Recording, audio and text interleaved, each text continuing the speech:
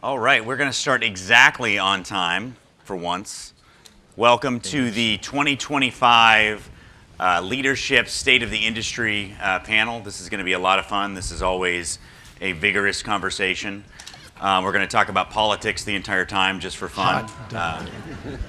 Kidding. I'm sure that won't come up at all. Tariffs. So we're going to start by introducing our esteemed panel here. It's a really great group. First, directly to my left here, we have M. Dennis Knight, is the 2024-2025 president of ASHRAE, which is a lot of letters. He has over 46 years of experience in the industry and is the founder of Whole Building Systems, LLC, a South Carolina-based high-performance building consultation company. He's currently a member of the board of directors and vice president of ASHRAE, an ASHRAE fellow, and a member of the ASHRAE Epidemic Task Force. He's the current chair of the ASHRAE Virtual Design and Construction Specialty Conference Steering Committee. Let's give a welcome to Dennis Knight.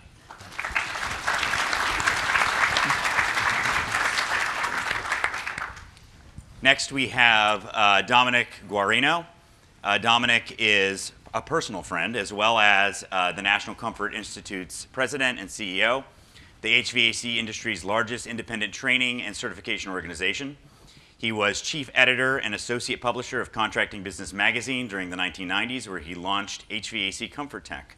He's also the publisher of High Performance HVAC Magazine and presides over NCI's annual summit. Welcome, Dominick.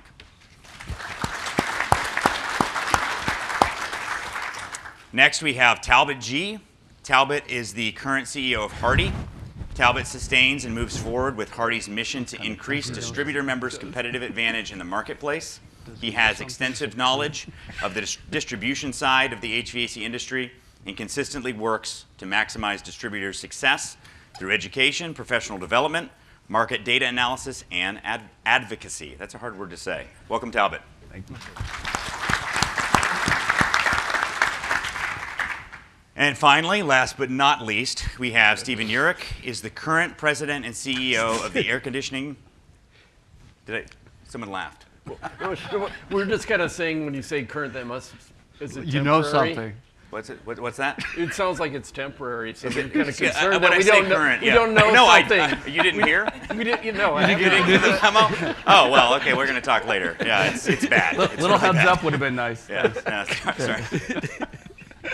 All right, starting over. Stephen Yurek is the president and CEO of the Air Conditioning, Heating, and Refrigeration Institute, otherwise known as AHRI. He manages over 130 staff and oversees all of AHRI's operations. He also currently serves on the U.S. Chamber of Commerce Committee of 100 and NATE, amongst other organizations. Stephen has fostered strategic alliances between corporations, organizations, and the government in issues pertaining to education. Everybody welcome Stephen Yurek. And I'm Bryan Orr. I am a pretend internet HVAC professor. In addition to that, I learned that this is not called a podium. Who knew? This is called a lectern, and the thing we're standing on is a podium. You all learned something today. All right, moving right into it. I didn't know that. Moving right into it with our first topic. So this is for you, Dennis. Yeah. Give us an overview of decarbonization legislation that has impacted and will continue to impact the HVACR industry. Good old decarbonization. We're starting right in. I thought we weren't going to talk about politics. No. Right off the bat. Yeah, sure. Well, we're kind of at the stage where we're quantifying carbon emissions in buildings. Though the standards we're working on right now are primarily focused on new construction. And new construction will probably be the most heavily affected by decarbonization initiatives, even the ones like the gas bans and proposed in New York and Hawaii, and pretty much, I think, about 19 other states, right? So, yeah. So the gas bans is obviously it's a hot button topic. There's a lot of different sides of that. But from your perspective, what can we expect on that front? Well, you know, things are up in the air with all the executive orders and the production, the orders to focus on production. But specifically, they limit the impacts of gas appliances mostly, I think. So that's why I think it'll affect new buildings, but not natural gas in itself or lines in existing structures. And they vary state by state. Like I said, there's 21 states, I think, that are pushing to go all electric. But some have regulations on the ban and sale of gas-powered appliances. Others set carbon emission, reduction targets, so which will affect gas-fired equipment. So, I mean, Steve, if you want to, that's one of the things I'm not a subject matter expert on, and I'm treading water here, but maybe you might want to chime in and Sure. and add a few more details too. So in case nobody noticed, there was a change in administration a couple of weeks ago.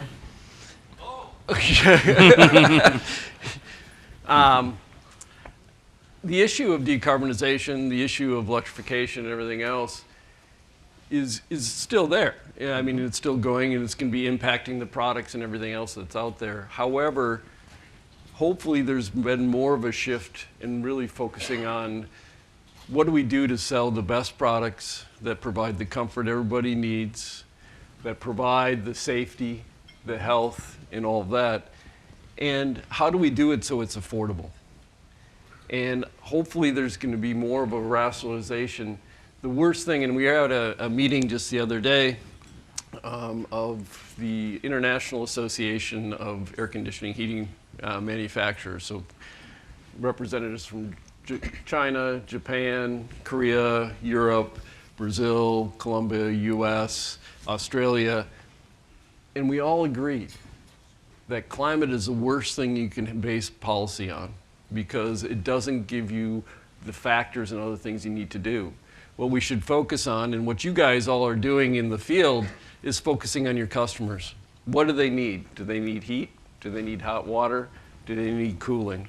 And what's the best way to do that in the most cost-effective, economical way for them that makes it affordable? And I think that's where our policy needs to go. We have 20-some states that are dealing with ban the bans, so you can't ban gas, and you have those that are going, that doesn't serve anybody well. All it does is increase the cost of the products that we need. So again, what the manufacturers are working on is helping to deliver products that use any energy source that provide what people need and can sell to your customers. The distributors are working to make sure they're supplying and educating you guys. So we can talk about that, but I think as soon as you start talking decarbonization and everything else, again, it becomes political. And you have winners and losers versus focusing on what we need to do to deliver what our customers want. So I think overall, it's all going to be there, but it's going to be a different fight as we move forward. Yeah. Yeah, good insight. I like that. So talk about where we're at with lower GWP refrigerants, where we stand right now. The transition occurred January 1st of this year, so it's all done, right? Everything's We're good. fine. Yeah. We're set. There's nothing's happening. Everything's perfectly fine. I think that is all moving forward. I think, especially in the residential sector, commercial and others, the comfort cooling. Commercial refrigeration has, from today up till 2028, there'll be transitions. Hopefully people are taking advantage of seeing the products that are on the floor, using all the new refrigerants, take the opportunity to talk to the manufacturers and others about their products, what you need to know on handling these different refrigerants, the benefits and all that. There are going to be, potentially still things going on in some of the states. If you're in New York State, good luck finding products in a couple of years. In California, but hopefully we'll get them to start seeing that what EPA has laid out, what the industry has laid out, what we've worked on is the path forward versus accelerating that to some other technologies that aren't ready. So I think it's done, and I think Talbot probably can talk more about where people are at since he has more of a feet on the ground and seeing what's happening. Well, just like it was inevitable that my Philadelphia Eagles were going to be world champions. It is. What was that? There we go. I will tell you right now, like, we're going to fix New York. We're going to fix it one way or another. We're going to fix that. It is terrible policy and process in New York affecting so many end users, so many customers. And just to kind of tie back to the decarb conversation, you know, big shot across the bow in Washington State where the population defeated a ballot measure that was going to force a gas ban, right? So that's an electorate who told the aspirationals, slow down, slow your roll, and we don't want this. And I think that's the bigger sea change with all of this is now it's starting to hit home, right? Now all the aspiration is starting to get real, and you're getting end users, end customers, the public that don't want it, right? And so you guys should not be caught in the middle of that, right? To Steve's point, you guys should be finding the best solutions for the application and what it demands, right? You shouldn't be dictated into or backed into corners in how you do it. And we're solely committed to helping you do that and protect your ability to do that. It is a misnomer that you can't be pro heat pump and anti-gas ban at the same time. Right. You can do both. You don't have to be one or the other. It's not black and white. And the sooner everyone has no shame in saying that out loud, the faster we're going to get to more reasonable solutions in both climate and decarb policy. So just trust what you do, what you know. As it relates to the transition, I will tell you, we're in front of a lot of contractor audiences around there, and you know, it's not even the 80-20 rule. It's more like the 90-10. The 10% seem like they really get it, they're really prepared and in, and it's almost like the 90% who are still like, wait, do we have something coming up this year? Like, what's happening, right? It's kind of crazy. And I know my distributors have worked their tails off to try to get the word out and the training out there. All I can tell you now is be part of at least that 10% and then kick the living butt out of the 90% because you deserve it to be prepared. And those who are not doing what they need to be prepared for this transition, frankly, should pay the market price for it, right? So anyway, look, I don't want to be like doom and gloom on this whole thing, but stay focused on the right solution for the application your customer needs. And then we'll keep working on getting the policy to support your ability to do just that. Yeah, everybody has a plan till they get punched in the mouth, and we're all getting punched in the mouth a little bit right now. Like Kansas City. Yeah. Oh, hey. Gotta get that dig in. Good one. Wow, this is rough. I'm just getting warmed up, guys. Man, yeah, somebody had their coffee this morning.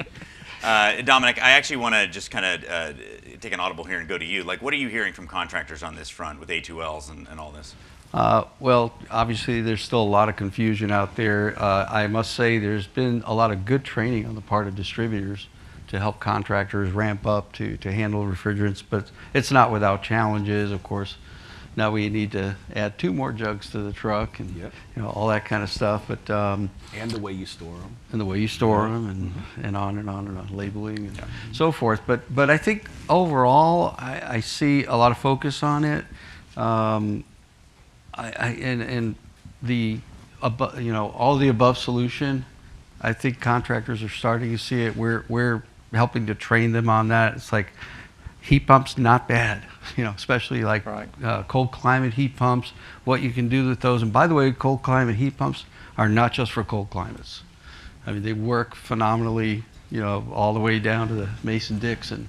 And they actually, if installed properly, they could be a great solution. So we're looking at contractors that are looking for information, and it's not all or nothing. We're in a session we did yesterday. Our engineer Ben Lipscomb and we talked about, you know, maybe the heat pump can't do it all, but you couple that with a whole house dehumidification in certain instances. So it's those kinds of solutions, I think, that we need to find, so it's not black and white on how we approach things. And I would just say sometimes we need to look outside the U.S., see what other people are doing, because I know Sweden's gone to A3s and been to A3s, and they've been using heat pump. 41% of the country of Sweden is heated and cooled by heat pumps. So they know how to do it. Yes, Steve? They do, but it's a different technology. It is a different technology. And it's a different system.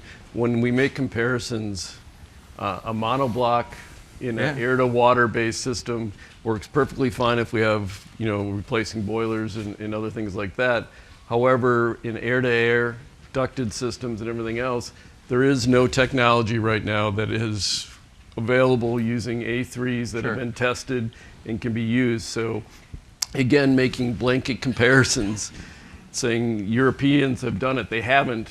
They've done it in a very small niche. I'm looking to the future. It can be done, right? It can be done, but it took us 15 years just to get A2L refrigerants. To get to A3, to get the codes changed, to get the training and everything else that's necessary. And people aren't also looking at, each time we move to that, even to use the A2Ls, there's more energy use from that equipment until it's optimized because of the safety precautions that are necessary.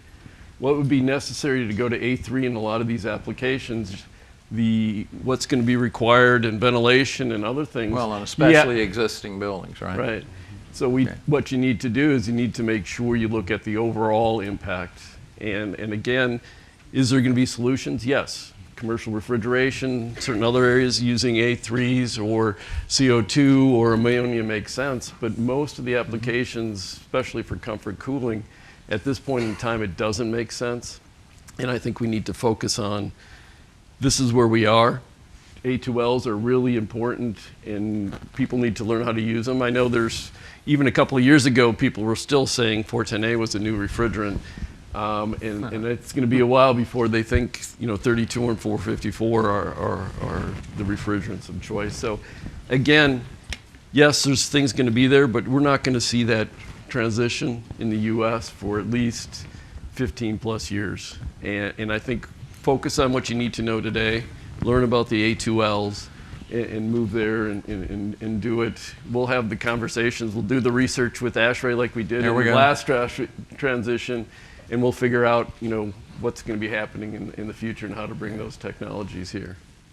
At least we do the basics right. Like, for example, at least we all can access recovery tanks that we need for the new A2Ls. That's a joke. Have you tried to get a recovery tank for A2Ls? It's a lot of fun. All right, moving on. Let's talk about a very simple topic, the Chevron doctrine. So Supreme Court overturned it. What's that going to mean for us? And we'll give that to Stephen. So do you want me to give a law school class lecture on the different review doctrines? You guys won't have to worry about it. And really, this really just impacts us up on the stage where we participate on a daily, if not hourly basis on regulatory rulemakings and other things. All it's saying is it's really going back, and most people probably don't know that the Chevron doctrine and the opinion that created that was written by Anthony Scalia. And he thought he was giving us the ability and the wherewithal to help manage the regulatory state. Of course, once you put something there, there's all sorts of unintended consequences that people don't see. All it says is that if there's a rule, it needs to be fact-based and it needs to be judged by the courts on do they meet those requirements. It just took away the deference that were given to the administrators, and they need to prove their case in the rulemaking as well as if they're sued by somebody challenging it in New York or others, that it wasn't arbitrary and capricious and that there was a basis for that decision. It just kind of brings back that rationality. But for you guys out here, you don't have to worry about it. It's really going to be more the nitty-gritty of administrative procedure, and it just makes the DOE, the EPA, and the other agency have to have a more robust review and analysis. So hopefully we'll get better decisions. So you're saying we're not getting R22 back? That's the point. No. Okay. All right. Well, that's what techs are always hoping for. All right. Fair enough.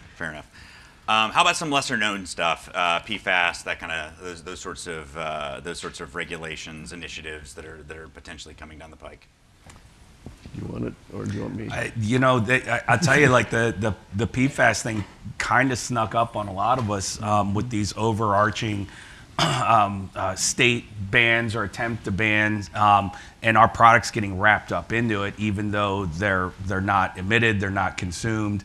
Luckily, I think the industry did a pretty effective job of pivoting on a dime and getting some of those states to write in exemptions for our product, our substances, and that's been good. But there's going to be more of this, and so we have to stay vigilant and keeping an eye on other states and areas and where they go with all this. I think it's a good warning shot a little bit about the macro trend of more and more policy happening more and more at the state and local levels.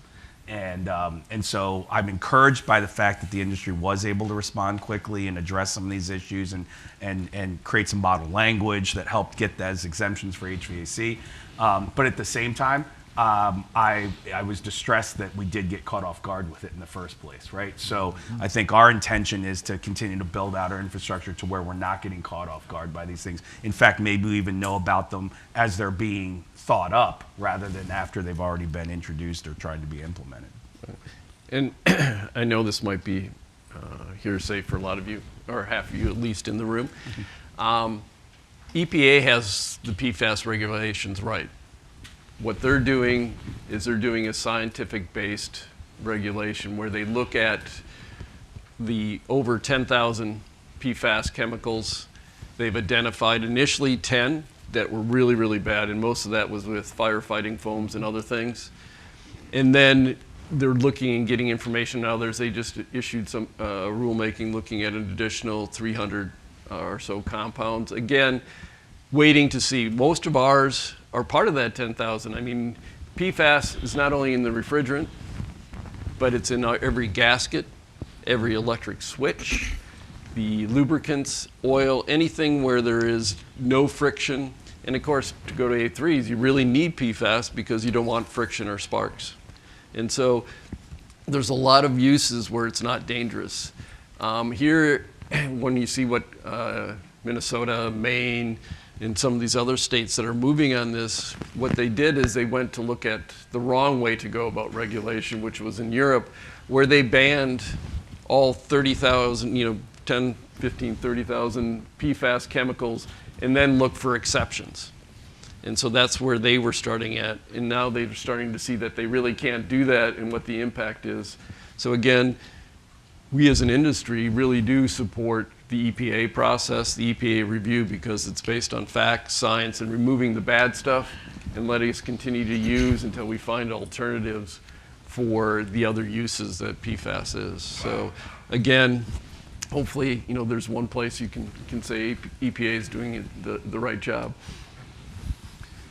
All right, I want to jump to this widespread misinformation. That everybody kind of has their pet thing that you're focused on, where you're seeing widespread misinformation around A2Ls or any of these topics. So I'll let any of you comment. What's some widespread misinformation, maybe in the contracting community, technician community, distribution, whatever that's getting around that you would want to unwind?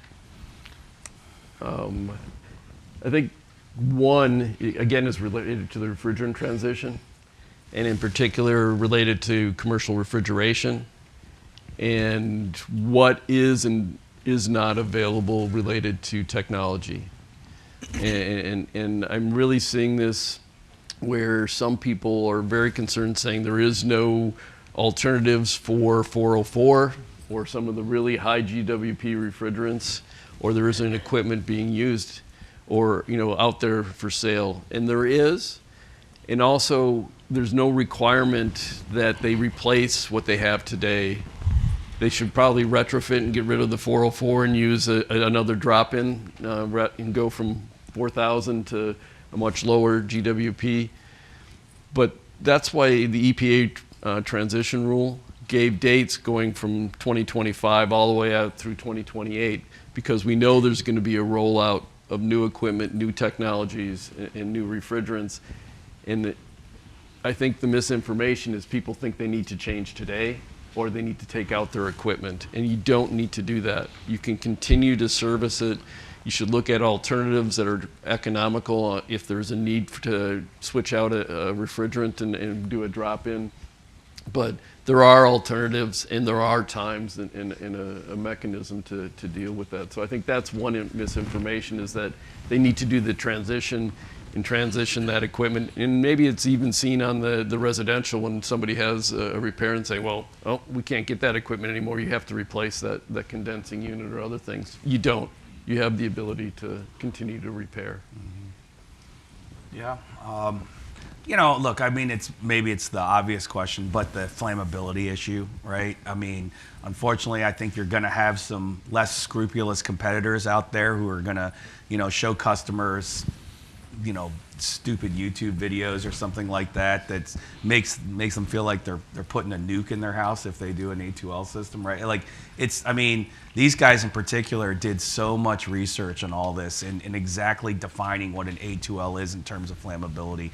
Yeah, you got to know what you're doing, and yeah, there are some safety concerns, but it is not hyperbolic. And frankly, Steve knows this. I was a little concerned as products started getting out there with all the added sensors and things like that, some of the initial startups might be tricky or contractors would have trouble, the early tech. And so far, it's actually been a pretty smooth experience with the first round of stuff that was getting out there and getting installed. So it gives me some optimism in that front. And I think you should carry that to the market because, you know, you're going to have a tricky year this year because there's still a supply of 410A systems that can still legally be installed. But at some point in time, they turn into pumpkins and they're worthless at the end of the year, right? So the distributors have to get that stuff out of inventory this year. So you're going to go through this period where there's, you know, that big push for the 410A. And then it's all of a sudden, they're going to be like, that's it. Now, big push, we're going to switch and we're going to go to the other stuff, and just be prepared for that. And it's not them changing their story. It's the fact the product becomes zero value on after December 31st, right, as a full system. So, so plan ahead. So I would say, you know, embrace it. Try to find opportunities with maybe your early moving customers and things like that. Get experience with it. Get out there. Get some stuff under your belt with the new stuff while you still have a cushion of the ability to sell the legacy stuff. And then you'll feel, it won't feel that severe to you going forward, you know, after that point in time when it's all A2L systems going forward. Well, you know, we're just as Talbot said, we're seeing a lot of the misinformation and the memes and the spoofs on YouTube, and not so much to the consumer, even between contractors. There's this kind of trying to raise a fear factor of it, and of course none of those photos are real. We're like half your house burned down and so forth. But it's fear of the unknown, right? That's a big part of it, and they're going through that learning curve. One of the things that I'm seeing, especially with the newer inverter heat pumps starting to use A2Ls and so forth, is, and maybe this is something that HRI can help with as well as HARDI, is guarded information about how their systems, capacities and the different engineering tables and so forth, where a contractor may run into a brand that they don't carry and the other manufacturer's like, no, you can't see our stuff. And there's some of that going on right now. In fact, we worked with another company called Energy Conservatory. We tried to get like some of the top manufacturers' data. We were able to get to it, but it was very tough, and a lot of the response we got, and this may have actually been even from the distribution level, like, no, we're not going to share that because you're not an XYZ dealer.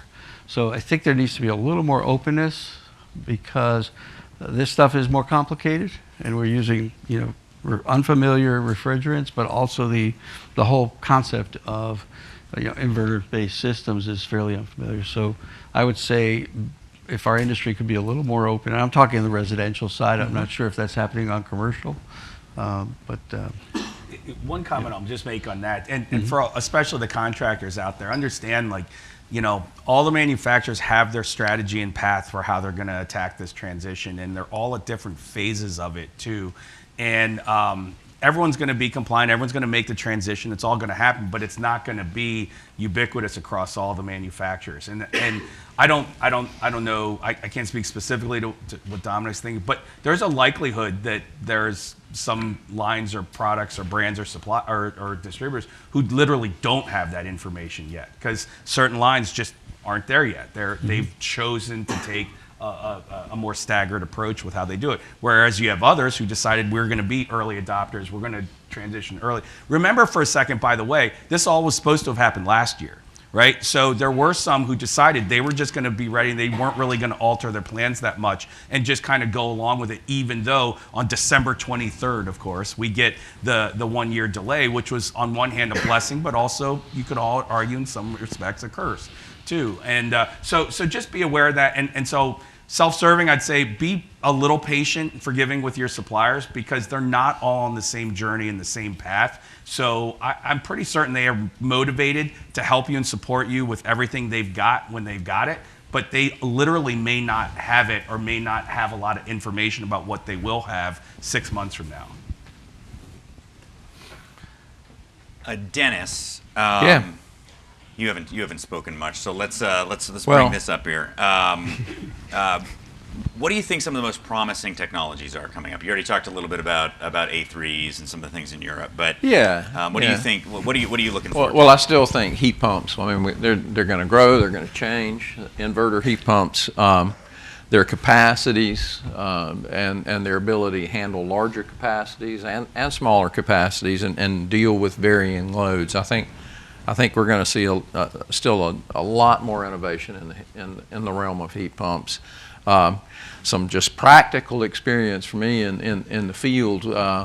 Our technicians and installers, especially when we're going ductless systems and multi-head systems and things like that, it's not just plug and play. There is setup, there is commissioning, and being able to test and verify and validate these systems for commissioning agents, for tab agents that get asked to test and balance a ceiling mounted air handler with no duct, and it's air in, air out, but there's still complications to it with the controls and the setup. So I think that's where we're going to see it. You're going to see more and more of it in colder climates, and whether it's A2Ls or A3s, we're going to see it, and you're going to see much larger units in district heating and cooling applications. Yeah. Dominick, so talk about HVAC contractors. How can we deliver the results that clients are paying for? Obviously, the systems are getting more expensive. How can we really deliver on our promises? Well, boy, that's a loaded question. I know. It's on purpose. I think the key, and of course, when you're in the business we're in, we see that as a solution. But really, the key is measuring, is testing. We need to get better as an industry in providing proven solutions with documented or backed up by data. And today, more than ever, this industry has the ability to get that data, to get precise measurements than any time I could think of before. It's just, of course, that requires training. So if you go in with educating the customer, right? That's number one. So I'm not saying, talk about CFM and BTUs and here's my psychrometric chart. No, it's educating them about their home and how and asking lots of questions of how they want to live there and all of those things. I think that's the start. But all too often we see, there's the sales process, if you will, where, okay, I'm going to go through all these steps and then share with the homeowner how my company is different, but then basically go and swap boxes. It's all lip service. So there's a lot of that going on in our industry. But if you educate the homeowner and you show them the kind of data you'll be collecting, and then when you're done, and this is a really important part that we need to get better at, is to test out and actually prove that you did what you said you were going to do. And I think that will gain the average homeowner trust and being really happy with the results because, you know, it's not just we're a higher quality. Everybody loves to say that. Well, how? Why? So I think that's a change that we're undergoing, but we got a long ways to go as an industry. Well, I'd add to that, again, working with the suppliers and the specific pieces of equipment you're going to apply and knowing the owner's planned use for it, because the indoor environmental quality and human comfort factor, the systems are sized differently, right? And especially when you split a house up from 1 or 2 split systems to now 8 cassettes with 8 thermostats, and people are moving around or not even in the home for half the year and things like that. And what do you do with ventilation, and how do you handle humidity and stuff like that? So running the load calculations, that especially in multifamily and residential where the contractor typically runs those manual jigs and things like that. Just being cognizant of talking to that equipment supplier and that equipment manufacturer about how should it be sized, how should it be applied, and in this climate zone, what are the things might come back to bite me. Yeah. And if I could even extend that a little bit, just for the contractors out there, like the theme I've told people for a year now in audiences is this is going to be kind of like a differentiation point through this transition. And it's going to be eventually really obvious to end users who knows their stuff and who doesn't. But now the ability to have immediate diagnostic, immediate data on the work that your teams are doing every day is gold, right? Like that's stuff that you want to be using as part of your marketing, part of your sales process, and by the way, part of your performance management process too, right? So everyone loves KPIs, but do they really use all the tools available to them to where you can really reward and recognize your techs, your installers out there who consistently, with data verification, are doing it the right way all the time, right? And now you have that, use these tools, then sing it from the rooftops and differentiate yourselves from those companies who don't do those things, because I think those companies are going to get exposed in this transition, and you certainly don't want to be one of those companies. Absolutely. All right, so I'll let whoever wants to take this one first. But we have the Inflation Reduction Act, IRA. Everybody was all ramped up for it, and now the funding has been paused for portions of it by executive order. So what do we expect? What do we know? What should we know about it? Steve, you want to talk to that? I mean, I personally think we need to kind of take a deep breath, kind of like our ASHRAE keynote speaker the other day. You know, the ice flow shaking and the boulders might be moving around, but you got to sit back and put some thought into it. Some of these things our federal agencies will work around, and right now funding for something that's already obligated, it might be frozen, but if it's already obligated and you've already done the work, they can't not pay you. But Steve? Yeah. Well, first of all, the things that won't go away unless there's a change is the tax credits. So the 25C, the commercial tax credits, the whole building, all those are going to be there until, you know, if something happens in the new tax bill by the end of this year, there might be a change. But if not, those are set for 10 years. Yeah. So those are going to be there. The ability to have those, we had a session yesterday. The IRS has not finished all the rules as of this January 1st. You're required under the law to have a product identification number for each installation. The IRS never finished that. We are working with our members to have a modification to our directory for 25C products, where we will issue a special certificate that would have that PIN for your customers to have in their files and then to file for that. So look out for that announcement. Once that goes live, we're working out some things to make sure it meets the requirements that could possibly be put in place at some point in time by the IRS related to that PIN. So 25C is going to be there. The other part of the IRA, which were the huge rebates, in certain states that have already rolled them out and have the cash, those are going to continue because they won't be able to take that back. However, there is over half the states where there has been no funds or anything dispersed, or they approved the program and did not disperse the funds. It is very unlikely that those states that have not received the funds and the approval for their programs, that those programs are going to move forward. Or that money will be made available to a state that's doing a good job with it, either Right, one, right? It'll be done for There's the not going to be any new money dished out. I think that this administration has made that very clear.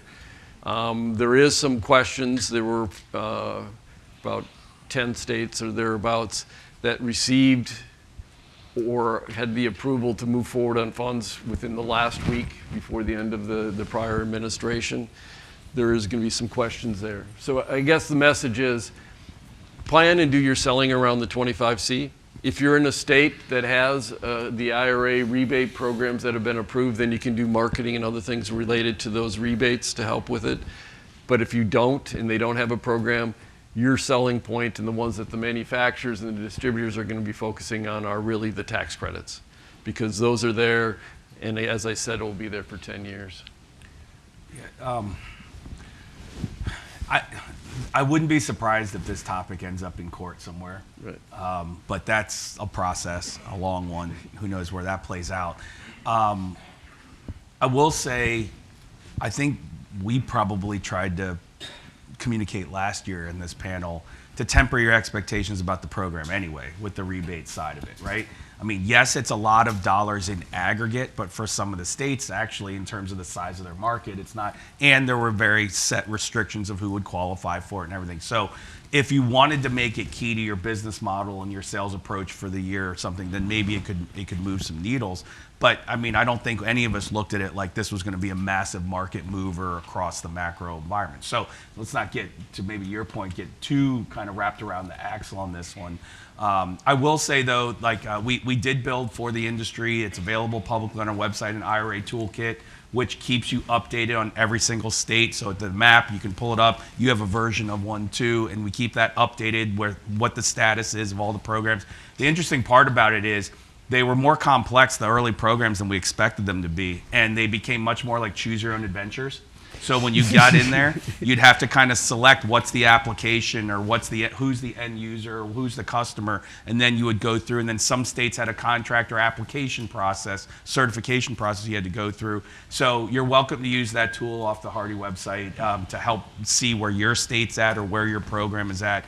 It's important to us that you all feel like you have all the information you could possibly need about the program. All right, moving on to workforce development. Yeah.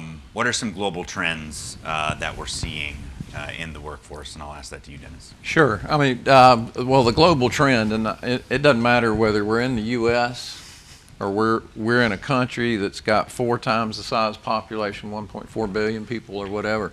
The global trend seems to be that we've got an aging workforce, and we're having a hard time attracting and retaining young talent. I mean, that's the bottom line. And the flip side of that is we're a growing industry. I mean, we're going to go from 2 billion systems on the planet to about 6 billion systems in just 25 years, triple the size of this industry. Along with that, we're going to add another 1.7 billion people. So between existing buildings in the U.S. and more developed markets where we're going to have 80+% of the stock of buildings will be existing buildings over 20 years old, so there's going to be a lot of retrofit and a lot of replacement work out there. And then in outside the U.S., more developing economies, you're going to see that building a new Chicago or a new New York every month. You know, as those economies just grow and their standard of living and their pay grades and pay scales raise. I mean, it's a tremendous opportunity for this industry, and so again, I think we need to be positive on the industry and looking forward to finding ways, and we we can talk about how to do that. Yeah, and I guess that's the next question. Sure. So yeah, I'll ask it to you. What is that? What is ASHRAE? Oh, looking to absolutely. do? So we've spent a lot of time over the last 3 years coming up to my presidency talking about this, and one is learning to talk about and sell our industry to the public and even and the policymakers on our impact. I mean, HVAC is becoming like electricity, water, and cell phones. It's a necessity. I mean, it's almost like it's something that is expected, right? That human comfort, indoor environmental quality, as the public becomes more aware of the effect of the air in a building, the temperature, the humidity, and the other things in the room has on their health, well-being, and their productivity. We're going to see more and more demand for better installations, better operation. And what we've been doing is trying to change that narrative where we just don't talk about the technology so much, but talk about the impact we're having. And if you do this and you use this system or you apply this technology in a building, its effect on your employees and their productivity, their health, well-being, fewer sick days, and then the same on the consumer side with the residential market where it's an individual choosing those systems. So we've worked, we've held summits, we've held industry roundtables in 16 regions around the world. We've held a global summit in New York City, and we're publishing all of that data and making it available to our firms, our members, and the public on how to talk about this industry, the positive benefits and the impacts we're having now and the impacts we will have in the future, whether you're talking climate, whether you're talking health and well-being. So we're putting those materials together, and we're revamping and modernizing our education delivery systems to get that word out and make it more understandable. Same with our policy briefs, tuning those to be less technical and more practical in the way we talk to our policymakers about our systems and the impact they're having.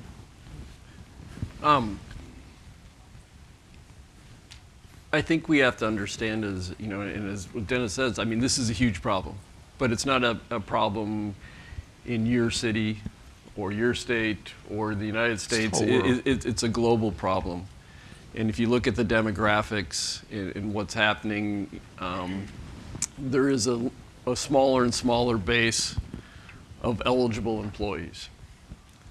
And if we're going to do it, you have to do similar to what you're doing on your sales. You have to figure out, how do you sell your business? How do you sell your industry? Because Talbot and I have the scars still from when we created the HVAC, our Workforce Development Foundation, along with ASHRAE and other things, where we thought we're going to try to solve this. And this was over 10 years ago now. And we found out we can create things, we can create messages and other things. But all workforces, all education, and all this, it's local. That's right. It's at the chapter level. Yeah. And so it's the only way you're going to make a move is if you're doing it in advertising your business and talking about it, because it has to be solved at the local level. We can help with some different resources, but we're not going to move the needle. Only you guys are going to move the needle and get people into your business, seeing that people want to work for you. You be the employer of choice in your community, by the things that Talbot was talking about, the KPIs, showing what you're doing, the professionalism, all those type of things to sell it. But it's an issue because that, unless we deal with the eligible people in the U.S. is smaller. The demographics are smaller. And so we have the national issue, which we need to look at is, how do we address that? How do we address it with legal immigration and other things so that we can get the workforce that's necessary there, which is all sorts of other political issues. But we just don't have enough people. And this industry isn't the only one suffering, it's everyone. Even IT, nobody's being able to find the employees that they need for their jobs. And if we can do that, we can grow. And I'd just add to that, that we look, broaden, cast that wider net, broaden the scope of who might be a good employment candidate, and then be willing to invest in their personal growth and development. So tuition reimbursement, in-house training. And we need to have those training materials that our firms can use to onboard people and keep them, and our mid-career people, and then update them on the new technologies and and what we're putting in now versus what we put in years ago. So we've just kind of got to reshape it. I think there's probably a 3 to 5 to 1 ratio of technicians to engineers. We've got to integrate some of the training that we do as ASHRAE for engineers on how to design a system right into and supplement the training we train technicians on, so they understand why they're doing what they're doing. So they take more pride in the work. I'm not just going out there to change out a capacitor or pull a board out and put another one in. I'm going out there, and I'm probably one of the most important people in the health and well-being of the people living in that building. And that technician's got to do it. And I'm with Talbot. The people that do it right, day after day, we ought to support them. We ought to recognize them. We give them credit, and they should be examples for the rest of the industry to follow. Yeah, let me give you guys a little pep talk here, right? So, There we go. Since COVID, we have seen continuing declines in four-year college enrollments. We have seen a greater interest, especially from the younger generation, in trades in general, I guess you'd say non-college degree type careers, right? If you're not taking advantage of this, you're totally missing the boat. You have an amazing story to tell. Just many of the companies aren't real good at telling it. You know it up here, but your whole company's aura doesn't ooze it, right? Like that's what it needs to do. It needs to be infectious to anyone who has any contact with your business, because you have to understand the upside of the demographics is a growing skepticism of the value of going into the traditional four-year college program, right? They want to make a difference sooner, and you give them an opportunity to do exactly that. There are a lot more resources today than even 10 years ago when we were doing this on recruitment best practices, recruitment services. I mean, our organization is building out recruitment toolkits, and one of our goals is to enable our distributors to be a better resource to their contractors in terms of helping them be recruiting machines, retention machines of talent. You have all the DNA and the basics there to be wildly successful in this and really kind of switch some of these trends. You need to embrace it, but it must be a strategic aspect to your business. This can't be something you only think about when you have an opening that you're trying to fill. It has to be every week, what are we doing to be more and more that employer of choice? What are we doing to make this a place that people are beating down our doors to try to come work for, right? You can do it. You just have to make it intentional. There is a demographic tailwind that can help you with all this if you just embrace your ability to sell the real value of being part of your company in this amazing industry. So take it and run with it, and I guarantee you it'll be your next biggest competitive advantage going forward. No, I agree, and it's all about aptitude, and there's a lot of kids coming out of school with the aptitude to do anything we want, and nobody's coming straight out of school. There is a skills gap. Nobody's coming straight out of school. You can put them on a truck or put them at a desk and do exactly what you want to do. So you've got to invest in that onboarding process, and whether that's using one of us and our training materials, or you developing your own and keeping them up to date, that's so important as finding a way to get them on board and get them as productive as you need them to meet your business goals as fast as possible, right? So I want to add quickly to that part of the problem with workforce development is that we look at it as a workforce to meet our business needs and not as colleagues who we respect. That's right. Right. Well, they're actually your capital. I mean, you look at all your tools and everything else, really your most important capital is your people. And you should be investing in nurturing and doing all those things to grow that capital as you can, because if you don't have that capital, you're going to lose. I'm always excited to be thought of as capital, so I appreciate that. Go ahead, Dom. Yeah. It's better than cattle, though. And Better than cattle. That's true. That's true. I guess we're making progress. There we go. So we're seeing kind of an evolution of two different paths, besides the college path, of course, but and I'm talking more for field people. And, the one is a traditional trade school, a 2-year program or 18-month, whatever it might be. And there's a certain type of person that doesn't mind going down that path. So they're like picking college or trade school, and there's a crossroads. But there's also, because we need more colleagues, as Bryan puts it, there's also another path, and we're seeing that more and more prevalent.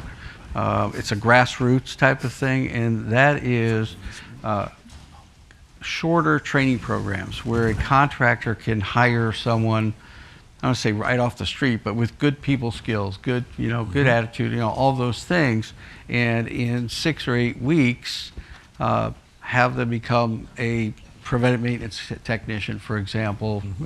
Especially on residential, it's a lot easier, obviously, than commercial.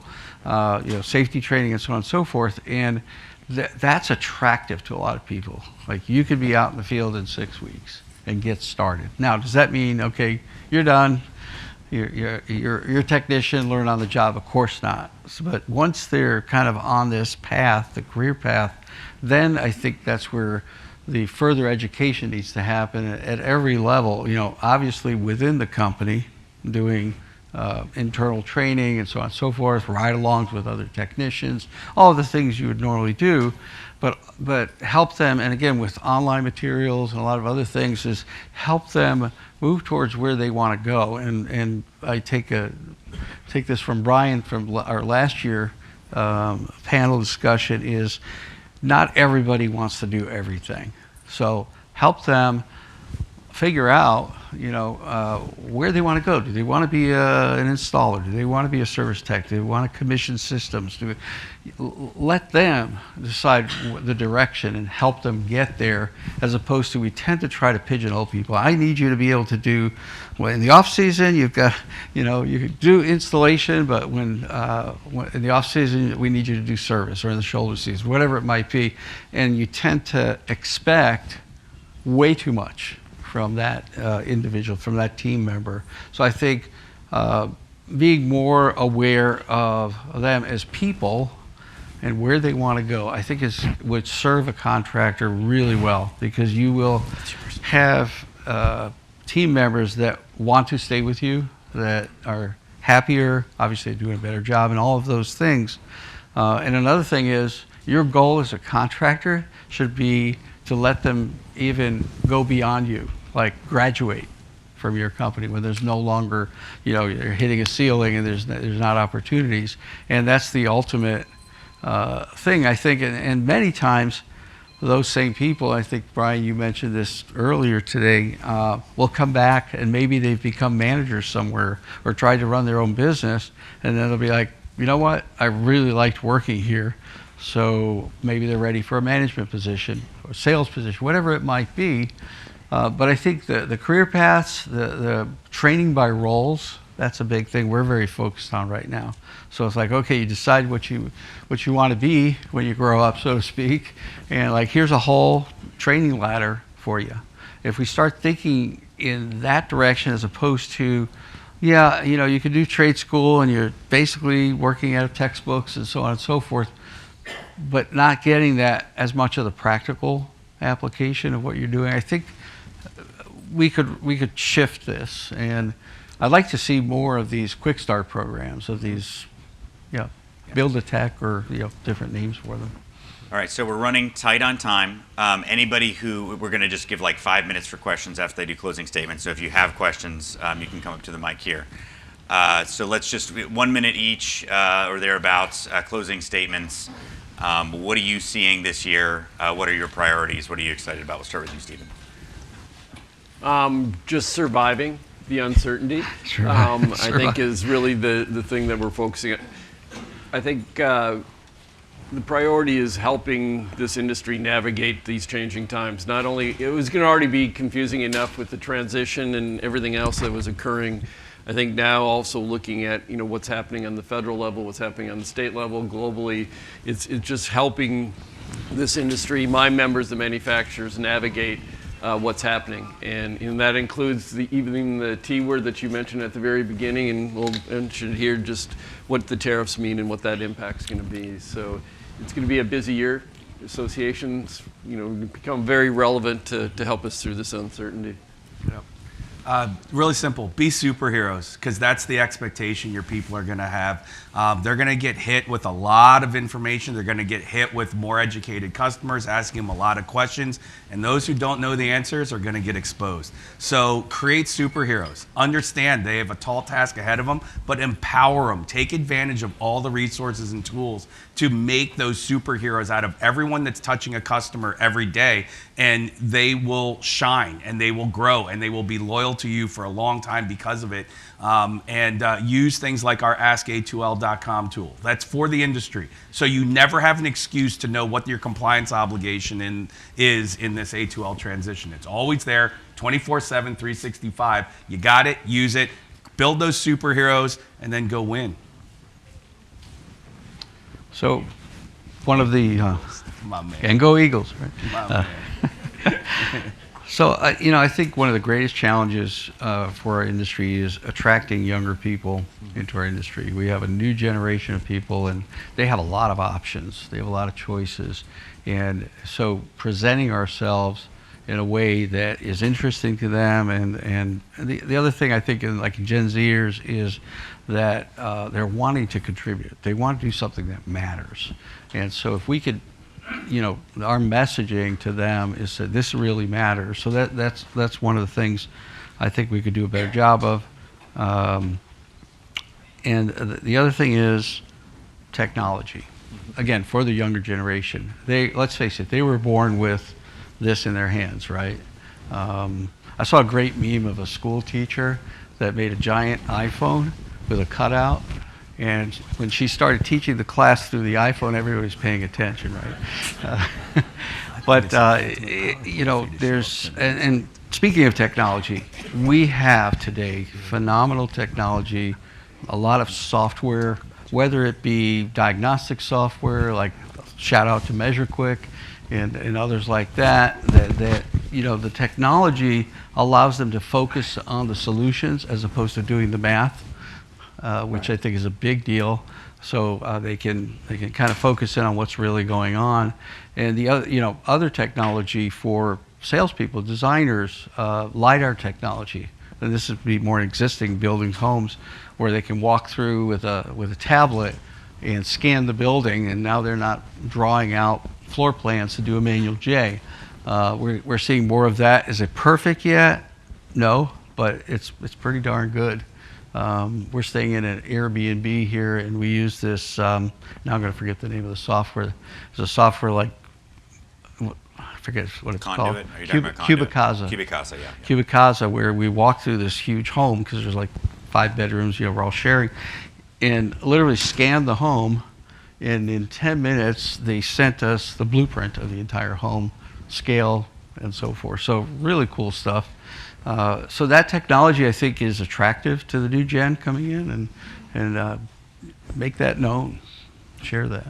All right, Dennis, closing with you. No, I think we hit the nail on the head. Superheroes, empowering your employees, being willing to support your new employees, your mid-career employees on being educated and upskilled and reskilled to do whatever's coming at us. We've got to invest in our people. I mean, and the value of investing in our people is they stay longer, they're more loyal, and they're more productive. And in the end, if we manage them right, well, they'll be more profitable. And I heard something today too. I mean, we've got, with technology, this will be the last generation of managers that manages an all-human workforce. So we've got to learn how to work with technology where it's combined with human creativity to keep this industry moving forward and keep up with the tripling the size of the industry. And we didn't get to talk about AI, but AI is important. Construction industry's always been a little bit behind the curve in the adoption of the latest and the greatest technology, and I think we just need to get ahead of it, just like Dominick's example. There's so many tools out there now that could streamline that design process, and some of the construction process, and a lot of the operation process with these technologies to deal with a lot of data, optimize the way our buildings are being run, and it's not going to replace us. We're not going to triple this industry and have AI running around putting in units and fixing units and operating systems. I mean, it's every time an AI bot or anything spits something out, we're going to have more questions because our brains are infinite in the number of questions we can ask and the innovation we can create. I mean, it's just the human mind and the way it works, and machine's not going to replace it.